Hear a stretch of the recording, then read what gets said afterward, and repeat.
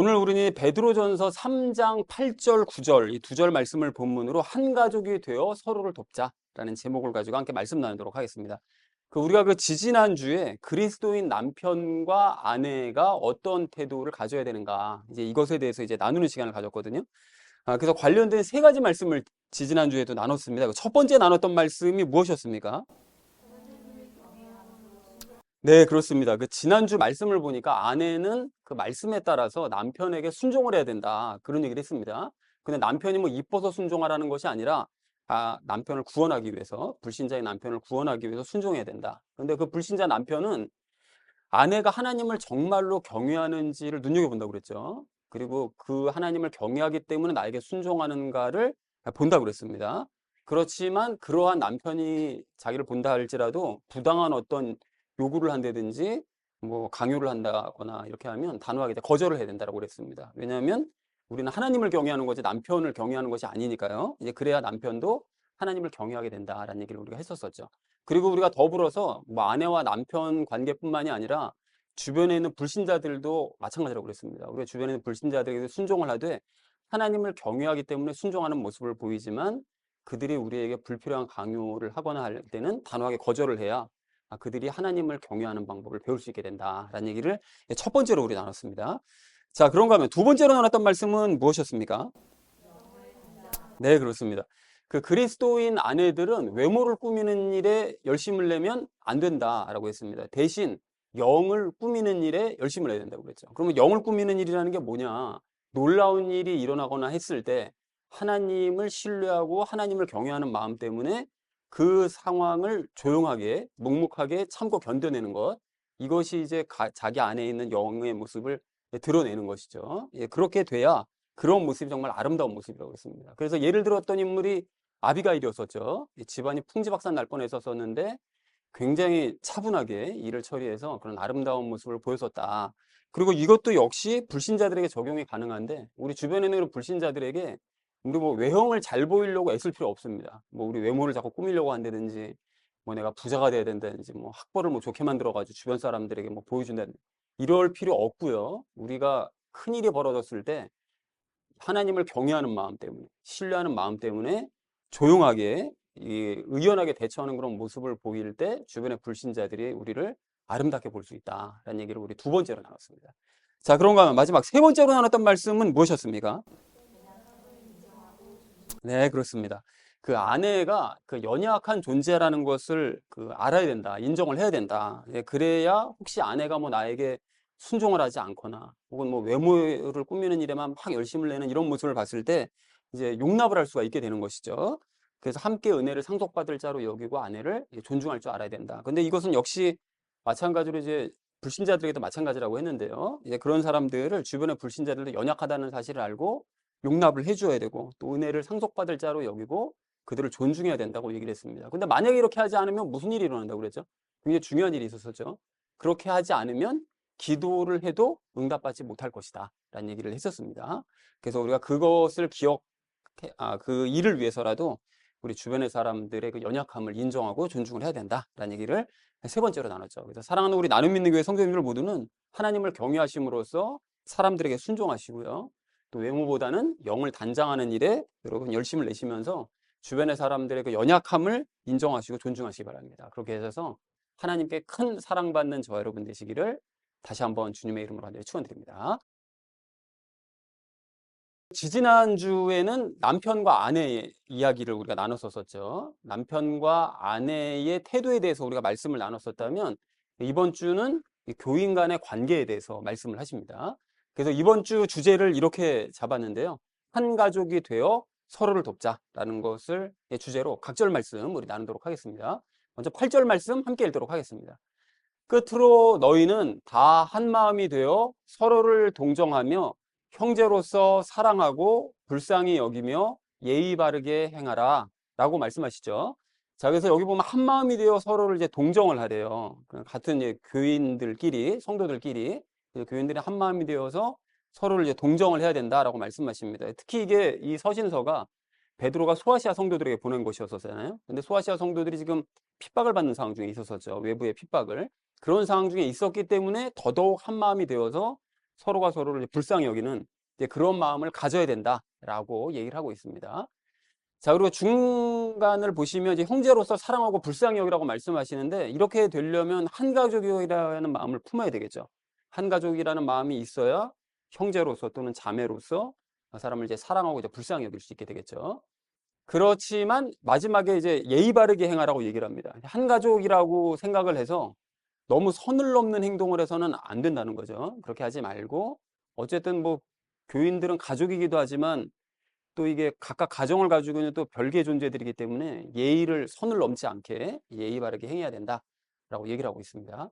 그래서 8절을 이렇게 정리할 수가 있겠는데요. 너희는 다 한 마음이 되어 서로를 동정하고 형제로서 사랑하며 불쌍히 여기고 그리고 서로 예의 바르게 행하라 라고 얘기했다는 것이 이제 8절의 의미가 되겠습니다. 자, 이어진 9절 말씀 함께 읽도록 하겠습니다. 악을 악으로 욕설을 욕설로 갚지 말고 오히려 그와 반대로 축복하라. 이런 일을 위해 너희가 부르심을 받은 줄 아나니 이것은 너희가 복을 상속받게 하려 함이니라 라고 이제 말씀하시죠. 악을 악으로 욕설을 욕설로 갚지 말아요. 먼저 번에도 이 말씀하셨었죠. 예수님께서는 욕을 들으셔도 그것을 욕으로 갚지 않으셨다라고 이제 말씀을 하셨던 것과 이제 같은 개념입니다.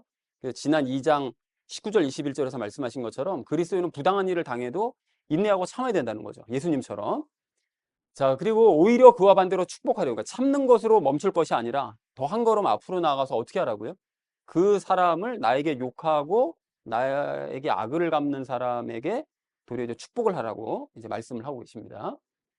자, 그런데 이게 외부에서만 이런 일을 당하는 게 아니라 교회 내에서도 이런 일을 겪을 수가 있거든요. 잠시 후에 적용 시간에도 말씀을 드릴 텐데 이런 일을 겪을 수 있는데 그럴 때도 축복을 하라는 거예요. 상대방을 화를 내거나 또 요구를 하지 말고 축복을 하라는 거죠. 자, 그래서 이런 일을 위해서 너희가 부르심을 받은 줄 안돼요. 그러니까 그렇게 행하기 위해서 우리가 구원을 받은 거예요. 그러니까 하나님께서 우리를 구원하신 이유는 이런 삶을 살라고 우리를 구원하신 것이지 너가 하고 싶은 대로 막 하면서 살아 이러기 위해서 우리를 구원하신 것이 아니라는 거죠. 그러니까 우리를 구원하셨다면 감사한 마음으로 이런 일을 각오를 하고 살아야 된다라고 이제 말씀을 하고 계십니다. 자, 그리고 이것은 너희가 복을 상속받게 하려고 하심이래요. 그러니까 이렇게 행하는 사람은 영생의 복을 상속받을 수 있다라고 이제 말씀을 하고 계십니다. 자, 그래서 구절을 이렇게 정리해 볼 수가 있겠는데요. 악을 악으로 욕설을 욕설로 갚지 말고 오히려 그런 사람들을 축복을 해라. 이런 일을 위해서 우리는 구원을 받은 것이고 그렇게 행해야만 영생의 축복, 또 새로운 육신, 새 예루살렘을 상속받을 수 있다라고 얘기했다는 것이 구절의 의미가 되겠습니다. 자, 그래서 오늘 본문 말씀을 이렇게 정리할 수가 있겠는데요. 너희는 다 한 마음이 되어 서로를 동정하고 형제로서 사랑하며 불쌍히 여기고 예의 바르게 행해라. 악을 악으로 욕설을 욕설로 갚지 말고 오히려 그런 사람을 축복을 해라. 이런 일을 위해서 너희가 구원받았으니 이것을 행하면 영생의 복을 상속받을 것이다 라고 얘기했다는 것이 오늘 본문 전체의 내용이 되겠습니다. 뭐 내용이 특별히 어려운 건 없으시죠? 자, 그래서 오늘 이제 우리가 적용하면서 나눌 것이 교회에서 행해야 될 일들이랑 이제 관련되어서 세 가지 이야기를 나눌 겁니다. 첫 번째는 상대를 생각하는 거, 배려하는 마음에 대해서요. 두 번째는 어떻게 도울 것이냐, 돕는 방법에 대해서요. 그리고 마지막 세 번째는 복에 대해서 이야기를 나누도록 하겠습니다. 그래서 오늘의 결론이요. 한 가족이 되어서 서로를 돕자라는 걸 주제로 나머지 말씀을 삶에 적용하면서 함께 말씀 나누도록 하겠습니다. 한 가족이 되어 서로를 도와야 될 우리가 오늘 첫 번째로 함께 나눌 말씀은 한 마음이 되어 서로를 돌아보자는 것입니다. 여러분 오늘 그 8절 말씀을 좀 다시 한번 보십시오. 보시면 한 마음이 되어 서로를 동정하고 형제로서 사랑하며 불쌍히 여겨라 이렇게 말씀하시죠. 근데 여러분 여기서 우리가 일단 그 처음에 말씀하신 한 마음이요. 그러니까 교회의 이 성도들이 한 마음이 되는 거 이거 참 중요합니다. 그러면 무엇으로 한 마음이 되어야 되느냐? 이게 우리가 분명 목적이 있죠. 하나님의 왕국으로 한 마음이 되어야 됩니다. 그러니까 즉 모두가 똑같이 하나님의 왕국을 바라보고 하나님의 왕국을 위해서 이 땅의 삶을 살아가야 되는 거예요. 우리 인생 목적이 없는 게 아니거든요.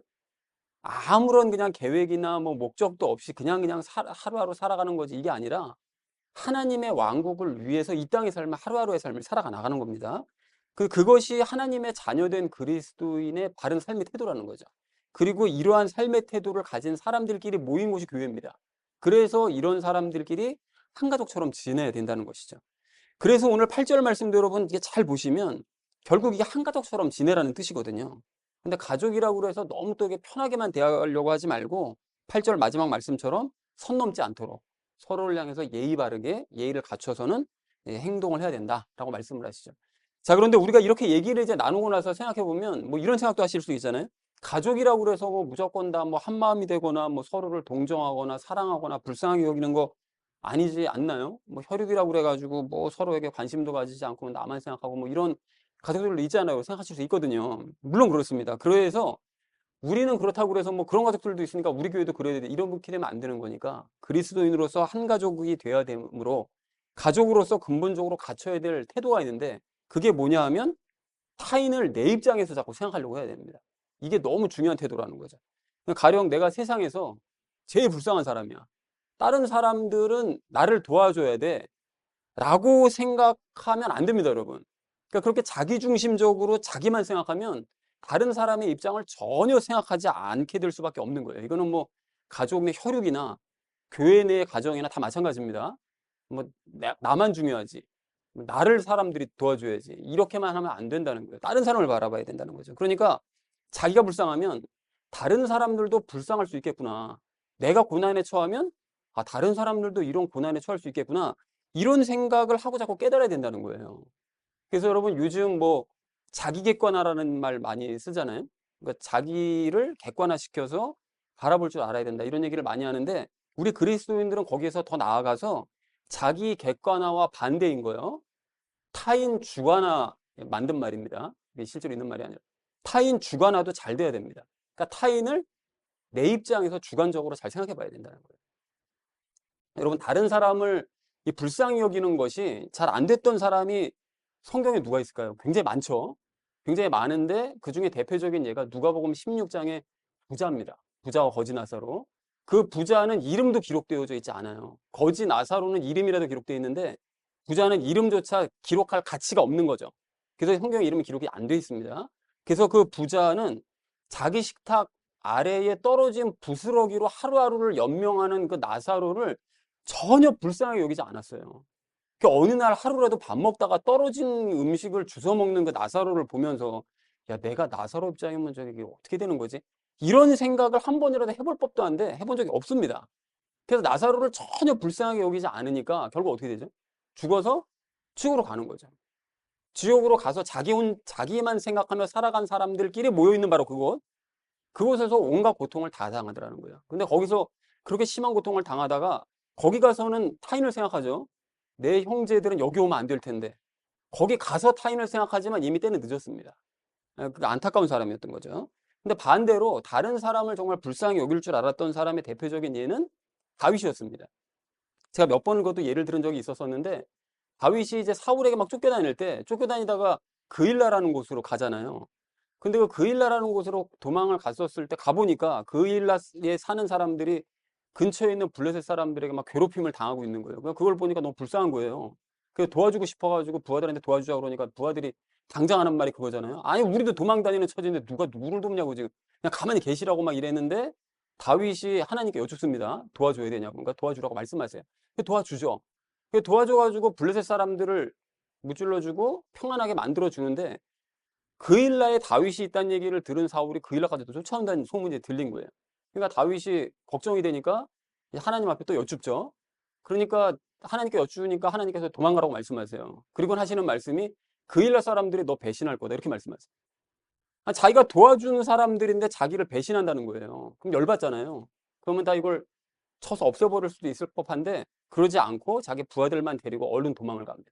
이게 왜 다윗이 왜 그랬겠느냐 추측을 해볼 수 있는데 도와준 거는 그일라 사람들이 당연히 고마워하겠죠.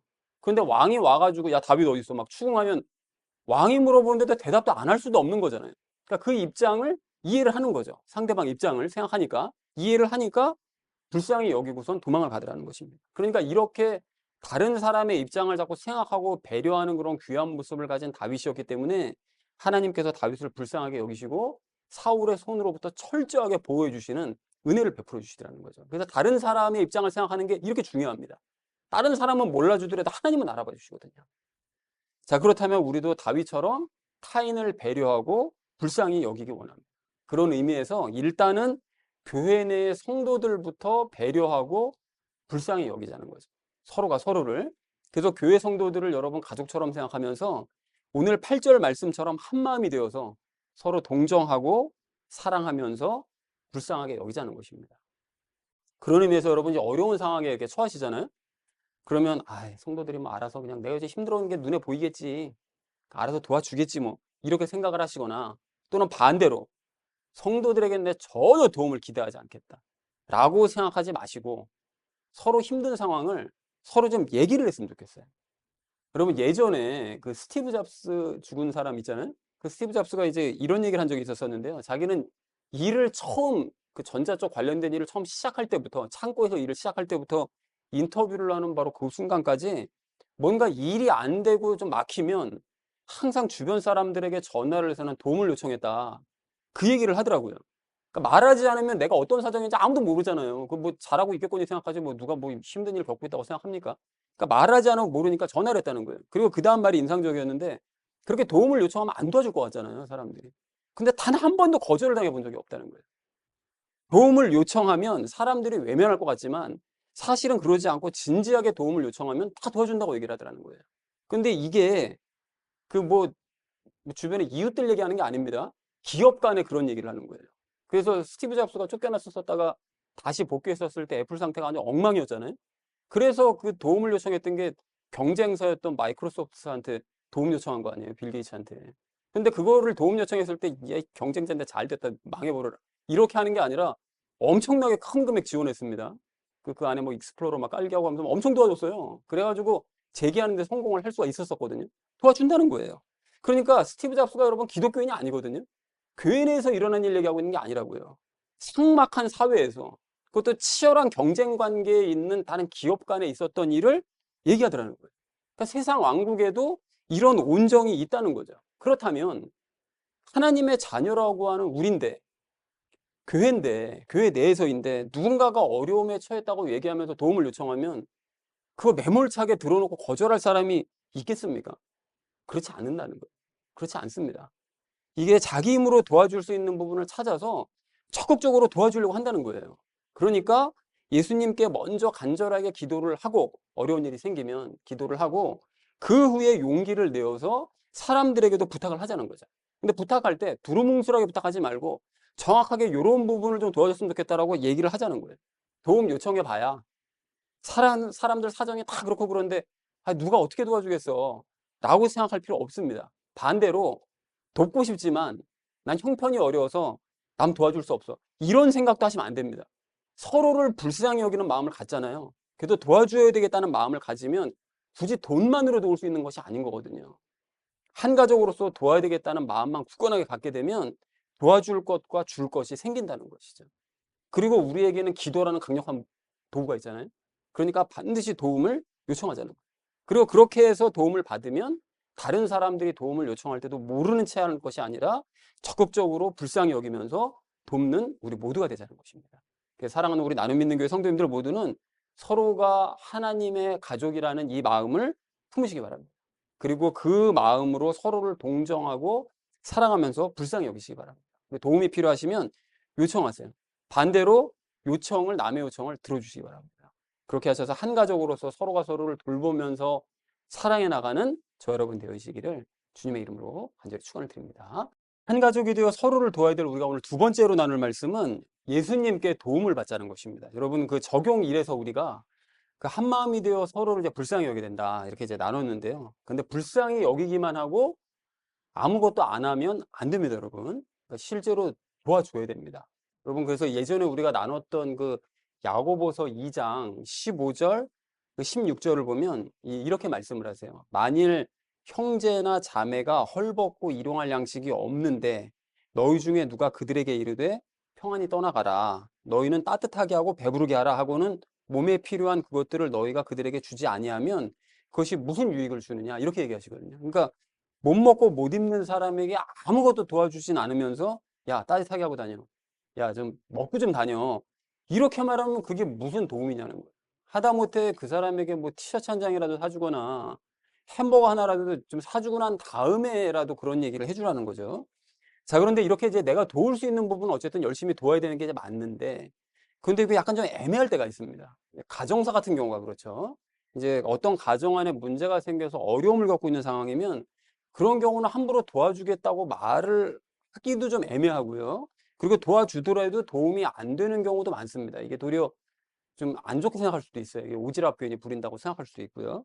물론 교회 성도들도 한 가족이니까 가족으로서 그 안에 있는 가정 내 얘기 같이 나눌 수 있는 거 아니냐 할 수도 있는데, 물론 그럴 수도 있는데, 그게 이제 그 혈연으로 맺어진 가족 관계 문제에 대해서는 저 함부로 개입하기가 좀 애매하고 힘들 수가 있다는 거죠. 그래서 그럴 때는 내가 직접적으로 돕기보다는 일단은 예수님께 기도로 부탁을 하는 것이 더 효율적일 수가 있습니다. 기도를 일단 부탁을 해서 그 문제가 어느 정도 해결이 될 수 있도록 이제 도움이 줄 수 있다는 거죠. 그런데 여기서 조심할 점이 있는데, 이런 기도가 여러분 형식적이 될 수 있다는 것입니다. 다른 사람들을 도와주겠다고 하는 기도가 형식적이 될 수 있다는 거예요. 뭔 소리입니까? 나는 저 가정의 문제를 위해서 난 예수님께 기도했으니까 내 할 일 다 했어 라고 생각하고는 그 가정 문제에 대해서 더 이상 신경 쓰지 않는 거, 이런 일이 생길 수 있다는 거죠. 더 최악의 상황은 예수님께서 저 가정을 문제를 해결해 주실 거라는 걸 믿지도 않으면서, 믿음도 없으면서, 그렇게 뭐 나는 기도했으니까, 말을 했으니까, 예수님께 보고 드렸으니까 내 할 일 다 했어, 의무 끝났어 라고 생각할 수 있다는 거예요. 그렇게 되면 안 된다는 거죠. 여러분, 진짜 믿음을 가지고 간절하게 기도를 할 때 내가 할 일을 다 하는 거고요. 그게 정말 상대방을 돕는 것입니다. 말로만 그냥 내가 예수님께 기도하는 행위를 했다. 그랬으니까 나는 뭐 할 일 다 했으니까 뭐 더 이상 내가 뭐 어떻게 도와줘. 이런 식으로 생각하면 안 된다는 거예요. 근데 문제가 뭔가 하면 이 믿음이 없는 게 문제인 거거든요. 믿음이 없는 게. 뭔 소리냐면, 내가 먼저 예수님께 기도해서 수시로 예수님께 응답을 받아본 체험이 있고 또 도움을 받아본 체험이 있어요. 그러면 상관이 없는데, 그런 도움을 받아본 체험이 한 번도 없네요. 기도해가지고 응답 받아본 체험이 별로 없어요. 그렇다면 믿음을 가지고 상대를 위해 기도할 때 그게 뭐 기도가 효과가 있을 것이냐? 냉철하게 말씀드리면 그게 안 되거든요. 믿지도 않고 기도하는데 그 기도가 이루어지겠냐고요. 상대방을 위해서 기도하는 게 기도가 도움이 되겠느냐고요. 그러니까 그렇게 되면 남을 위해서 기도할 때 형식적으로 대충 가볍게 기도할 수밖에 없다는 것입니다. 뭐 기도해봐야 어차피 들어주지도 않을 건데 뭐. 그러니까 대충 그냥 기도하고 그냥 말아버리는 거예요. 기도하라고 그러니까 형식적으로 그냥 기도하고 그냥 말아버리는 거죠. 이렇게 되면 안 된다는 거예요. 자, 그러므로 다른 사람을 돕기 위해서 정말 기도를 하고 싶다면 내가 먼저 믿음으로 기도해서 예수님께 응답을 받는 체험이, 이게 선행이 되어야 된다는 것입니다. 이게 우선이라는 거예요. 그래야 확신을 가지고 다른 사람들의 어려움을 위해서도 믿음을 가지고 응답을 기대하면서 적극적인 마음으로 기도할 수가 있다는 거죠. 자, 그러면 어떻게 해야 믿음으로 기도를 하고 응답받을 수 있는 것이냐? 여러분, 요거를 마침 지난주 그 은혜 나누기 삶에서 제가 이제 그 적어 놨었었는데요.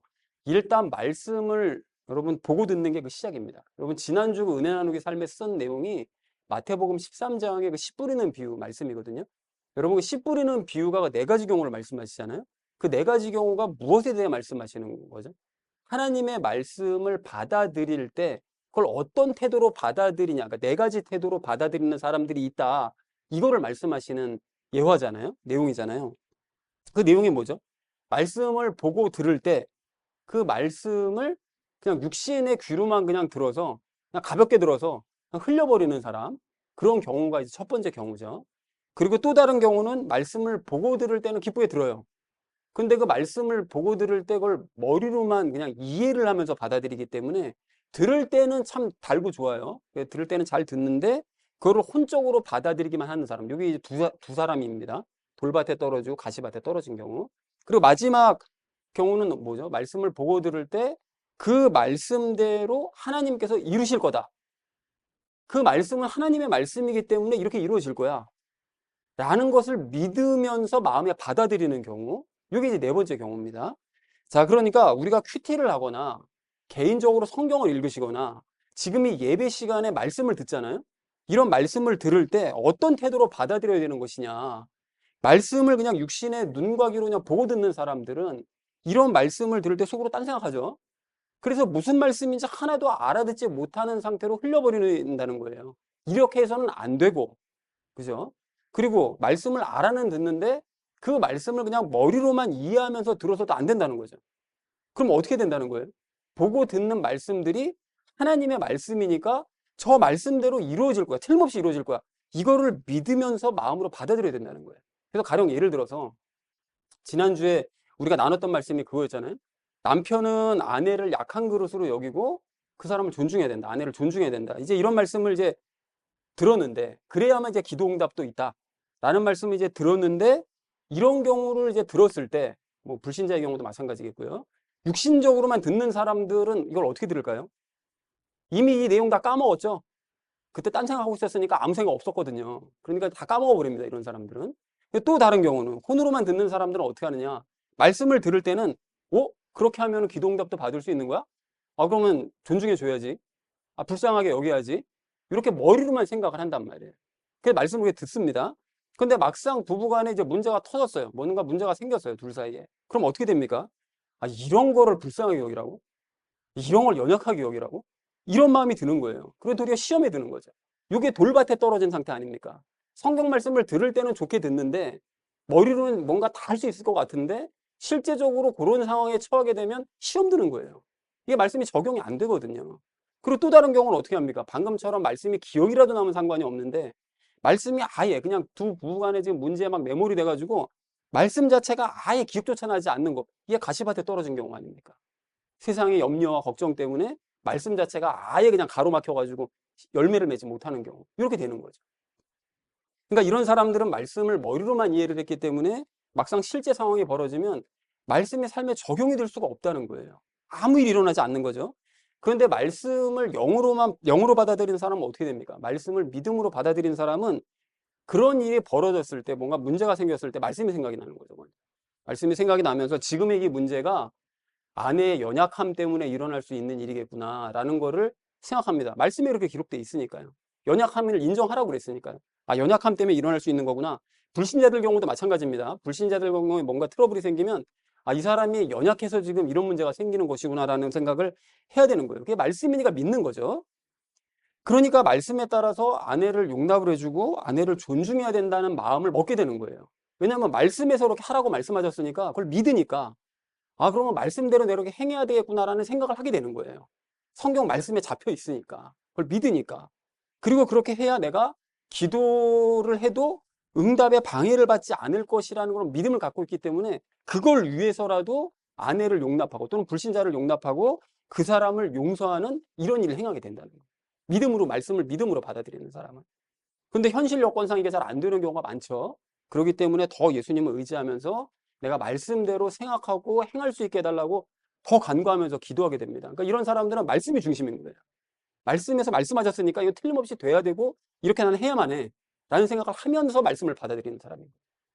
그래서 이런 사람들은 점차 아내를 존중하게 되고 그래서 기도의 응답을 받는 체험을 하게 된다는 거죠. 그리고 말씀을 듣고 순종했더니 이게 응답받는 체험을 한 거잖아요. 그러니까 다른 말씀들도 똑같이 적용해 보는 거예요. 이 말씀대로 내가 듣고 이 말씀을 믿고 이 말씀대로 행하면 응답이 있겠구나. 이 말씀대로 되겠구나. 자꾸 그런 체험을 늘려갑니다. 그러니까 말씀을 머리로만 이해한 사람들은 그 두 번째, 세 번째 경우는 뭔가 일이 일어나면 자기가 가지고 있는 그 말씀의 지식이요. 그 지식이 상황을 이기지 못해요.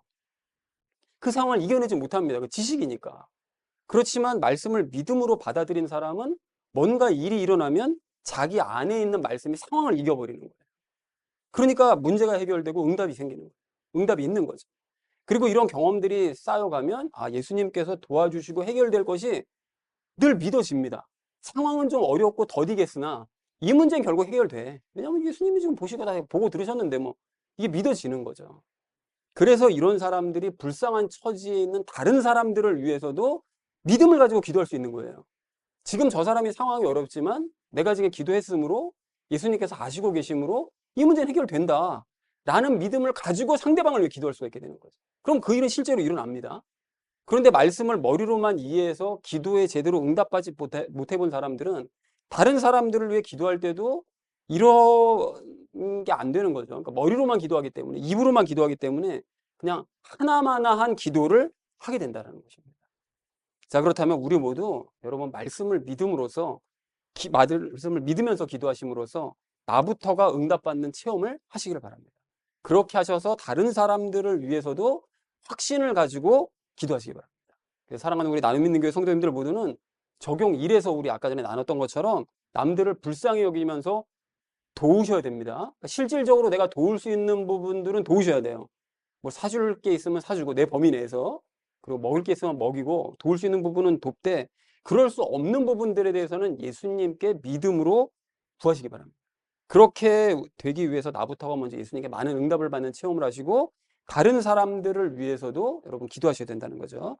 그렇게 하셔서 다른 사람들의 그 어려움을, 그 고통을 이겨나갈 수 있는 그런 체험을 함께 하시는 저 여러분 되시기를 주님의 이름으로 간절히 축원을 드립니다. 자, 한 가족이 되어서 서로를 도와야 될 우리가 마지막 세 번째로 나눌 말씀은 복을 받자는 것입니다. 여러분 그 9절 말씀을 이렇게 보십시오. 오늘 9절 말씀을 보시면 악을 악으로 갚지 말고 욕을 욕으로 갚지 말래요. 그리고 그런 사람들을 도리어 축복을 하라고 말씀하십니다. 그러니까 우리가 세상 왕국에서 이런 일을 겪을 때 나는 선을 행했는데 저쪽에서 악으로 갚네요. 나는 좋게 얘기했는데 저쪽에서 욕을 하네요. 이런 일을 겪으면 이게 좀 쉽지는 않겠지만 말씀에서 그렇게 하라고 그러시잖아요. 그러니까 우리가 이 말씀을 믿는 거죠. 그리고 이 말씀을 믿고 행해야 됩니다. 이 말씀도 믿음으로 받아들이는 거예요. 행하기는 힘들지만 말씀에서 그렇게 하라고 말씀하셨으니까 그게 나에게 복이 된다 말씀하시니까 그렇게 하자라고 믿음으로 받아들여야 됩니다. 그런데 여러분 이게 황당하게도 아까 전에 제가 잠깐 말씀드렸지만 이런 일이 세상 왕국에서뿐만이 아니라 교회 내에서도 겪을 수 있거든요. 그러니까 오늘 이 8절에서 서로를 불쌍히 여기면서 사랑하라고 말씀하셨잖아요. 그래서 불쌍히 여기면서 사랑을 했어요. 그리고 적용 이래서 우리가 또 얘기 나눴잖아요. 서로 돕자 그래서 도왔어요. 도와줬는데 도움을 받고도 모르는 척하거나 심지어는 9절에 있는 말씀처럼 도와준 은혜를 막 악으로 갚거나 그리고 뒤로 막 욕을 하거나 뭐 이런 사람이 있을 수가 있다는 거예요. 그런 일이 있을 수가 있나? 이런 생각을 여러분 하실 수 있는데 다소 좀 그런 얘기긴 하지만 그 예전에 저희 교회에 애들이 많아 왔었잖아요. 초반에 뭐 30명까지도 오고 막 이랬었는데 그 애들이 많았을 때 그런 일을 종종 겪곤 했습니다. 어쩌다가 이제 한번 애들을 데리고 놀이공원에 데려갈 때가 있거든요. 주일에 오후에. 애들을 이제 데리고 이제 놀러 가는 행사를 하거나 애들 좋아하는 거 막 있잖아요. 뭐 치킨이나 피자 같은 거 막 이런 거 사가지고 푸짐하게 먹일 때가 있어요. 그러면 정말 희한한 일이 벌어지는데 참 희한하게도 그런 행사를 하거나 배를 불려 놓잖아요. 그러면 안 싸우던 애들까지 막 싸웁니다. 그거 희한해요. 그리고 불평불만들이 그렇게 많을 수가 없어요. 희한합니다, 진짜. 안 먹이고 아무 행사 안 하잖아요. 아무 일도 일어나지 않아요. 조용합니다. 근데 먹여놓고 무슨 행사를 벌이면 꼭 그런 일이 벌어지는 거예요. 그러니까 그런 행사를 하고 또 다음 주가 되잖아요. 애들도 안 나옵니다. 평상시보다 출석도 안 해요. 참 신기한 일이죠. 그러니까 이게 추측컨대 육신 안에 죄가 있다 보니까 육신을 잘 해놓으면 이게 뭔가 죄가 막 들끓나 봐요. 이 전혀 생각하지 않은 방향으로 막 일이 흘러가게 되는 이런 일이 벌어지는 거예요. 그래서 작은 교회 내에서 정말 나름대로 마음을 먹고 최선을 다해서 선을 베푼 거잖아요. 우리 입장에서는. 그렇게 행한 건데 그런 일을 겪으면 은혜를 악으로 갚는구나 이런 생각이 들어요. 인간적으로. 그리고 이게 욕을 먹는 느낌이 막 들더라는 것입니다. 그리고 이건 뭐 교회를 찾아오는 노숙자분들도 비슷한데 노숙자분들에게 뭐 펑펑 도와줄 수는 없으니까 작은 교회에서 할 수 있는 만큼 최선을 다해 돕잖아요. 그러면은 이게 어느 순간서부터 그걸 당연하게 여기면서 불평불만이 막 많아지기 시작합니다. 뭐 왜 이거밖에 안 주냐? 더 자주 오면 안 되는 거냐? 뭐 이렇게 되는 거예요, 이게. 그러니까 선을 베풀었는데 악으로 되갚는 것 같은 이런 느낌이 그렇게 하면 안 되는데 그냥 그런 인간적인 느낌이 자꾸 들더라는 거예요. 그런데 그렇게 할 때 어떻게 하라고요? 9절 말씀을 보니까 그런 사람들을 축복하래요. 그렇게 하는 것이 인간의 한계를 넘어서는 일 같지만 말씀에서 그렇게 하라고 그러시니까 우리는 믿으면서 그렇게 행해야 된다는 거죠. 그런데 실제로는 그렇게 행하는 것이 쉽지 않잖아요. 쉽지 않기 때문에 예수님께 도움을 요청하면서 행해야 됩니다. 예수님께서 축복해 주실 것을 믿고 또 축복의 마음을 주실 것을 믿고 상대를 축복해 주실 마음 주실 것을 믿고 인내하면서 행해야 된다는 거죠.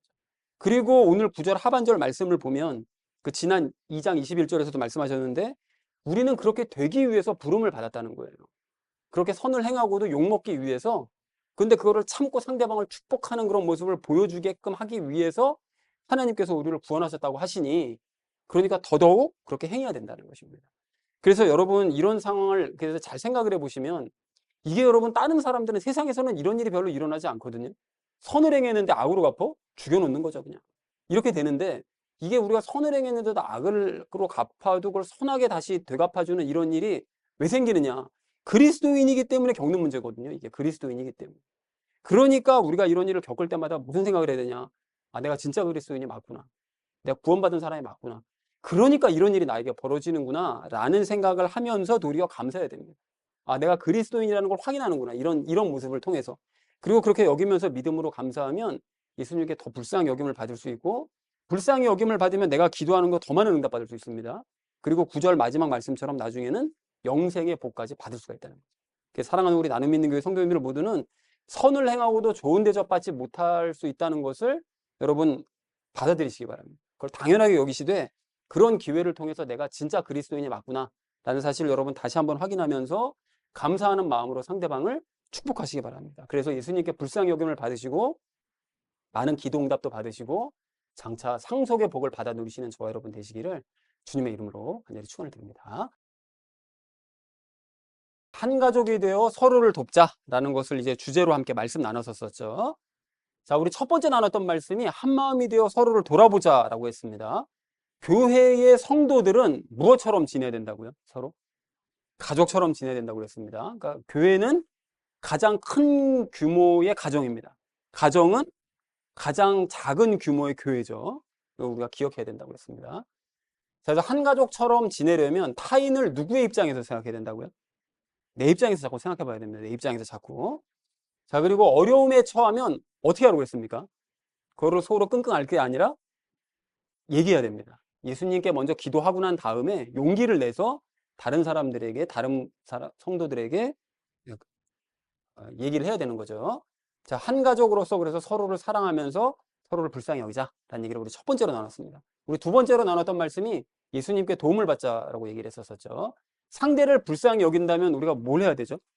불쌍하게만 여길까요? 도와야죠. 실질적으로 뭔가를 도와야 됩니다. 그 사람이 도움을 요청하는 부분을 실질적으로 도와주어야 됩니다. 자, 그런데 돕기가 애매할 때가 있잖아요. 이럴 땐 뭐 하라고요? 기도해야 됩니다. 상대방을 위해서 기도를 해줘야 돼요. 자, 그런데 남을 위해서 기도할 때 주의할 점이 뭘까요? 주의할 점이 기도할 때 무엇을 가지고 기도해야 된다? 믿음을 가지고 기도해야 되는데 내가 믿음이 없는 경우가 이제 문제가 되는 거죠. 믿음을 가지고 기도하는 게 너무 중요한데, 그래서 믿음으로 상대를 위해서 기도를 하고 싶다면 먼저 무슨 체험을 해야 된다고요? 나부터가 뭐를 체험해야 됩니까? 기도하고 응답받는 이 체험이 있어야 돼요. 이게 반복되는 체험이 있어야 됩니다. 그래서 믿음이 있어야 돼요. 내가 기도하면 들어주시는구나. 내가 기도하면 응답이 있구나. 이런 확신이 있어야 남을 위해서도 기도할 수 있는 거지. 남을 위해 기도하라고 해서 그냥 말로만 했으니까 나는 끝났어. 이러면 완전히 형식적인 기도 되는 겁니다. 기도해봤자 아무 의미가 없는 기도가 되는 거예요. 그래서 믿음으로 기도 응답을 받고 싶다면 무슨 말씀을 기억해야 되나? 오늘 우리가 무슨 예화 나눴죠? 마태복음 씨 뿌리는 비유, 마태복음 13장에 씨 뿌리는 비유 말씀을 기억하시면 됩니다. 아, 성경 말씀을 읽을 때는 믿음으로 항상 받아들여야 되는구나. 이거부터 시작해야 됩니다. 그러면 믿음으로 기도하게 돼요. 이게 말씀으로 기도하는 겁니다. 믿음으로 먼저 받아들이고 이 말씀대로 될 거야 라는 확신을 가지고 기도하면 됩니다. 그러면 기도가 이루어지는 거죠. 자, 그래서 좋은 밭에 떨어진 씨는 말씀을 보고 들을 때 어떤 태도로 받아들인다고요? 그 말씀을 뭘로 받아들인다고요? 마음으로 받아들이죠. 믿음으로 받아들입니다. 믿어서 마음에 새깁니다. 이건 될 거야. 이게 될 수밖에 없어. 하나님의 말씀이니까 라는 걸 믿음으로 받아들이는 거죠. 자, 그래서 실질적으로 타인을 돕고 기도로 돕되 기도 응답의 체험을 가지고 믿음으로 기도하자라는 걸 두 번째로 나눴습니다. 마지막 세 번째로 나눴던 것이 복을 받자고 했죠. 은혜를 베풀고 도움을 주면 감사함만 받을까요? 그렇지 않습니다. 서운한 일을 겪을 때가 꽤 많습니다. 그런 일을 받을 때가 많아요. 자, 근데 은혜를 베푼 후에 악으로 돌려받고 욕을 먹을 때 뭘 하라고요? 상대방을? 그 축복하래요. 도리어. 상대방을 축복. 말씀에서 이렇게 말씀하시니까 그걸 믿음으로 받아들이고 축복하시면 그 복이 나에게 옵니다. 그러니까 축복하자고요. 그리고 우리가 그러한 삶을 당연시해야 되는 이유가 뭘까요? 왜 그렇게 돼야 되는 거죠? 예수님도 그렇게 하셨으니까. 예수님도. 그러니까 그리스도인은 이런 일을 겪는 게 당연한 거니까 그걸 당연하게 그냥 받아들여야 된다는 것입니다. 이런 일을 겪는 것을. 자, 그래서 우리가 그러한 일을 겪는다면 그것은 무엇을 증명하는 것일까요? 이런 일을 겪고 있어요. 내가 뭐라는 거죠? 아, 참된 그리스도인이구나. 내가 진짜 그리스도인이니까 내가 이런 일을 겪는구나 라는 게 증명이 되는 겁니다. 그래서 선을 행하고도 악한 대접을 받을 수 있다는 걸 당연하게 여기고 상대를 축복해서 영생의 복을 상속받는 우리 모두가 되자라는 것을 마지막 세 번째로 나눴습니다. 그래서 사랑하는 우리 나눔 믿는 교회 성도님들 모두는 한 가족으로서 서로를 불쌍히 여기시고요. 또 상대를 위해서 믿음을 가지고 기도하시기 바랍니다. 혹시 선을 행하고도 여러분 악으로 돌려받으시면 그걸 서운해만 하실 것이 아니라 상대를 축복하셔서 그래서 영생의 복을 받아 누리는 또 이생에서의 복을 받으시는 저와 여러분 되시기를 주님의 이름으로 간절히 축원드립니다.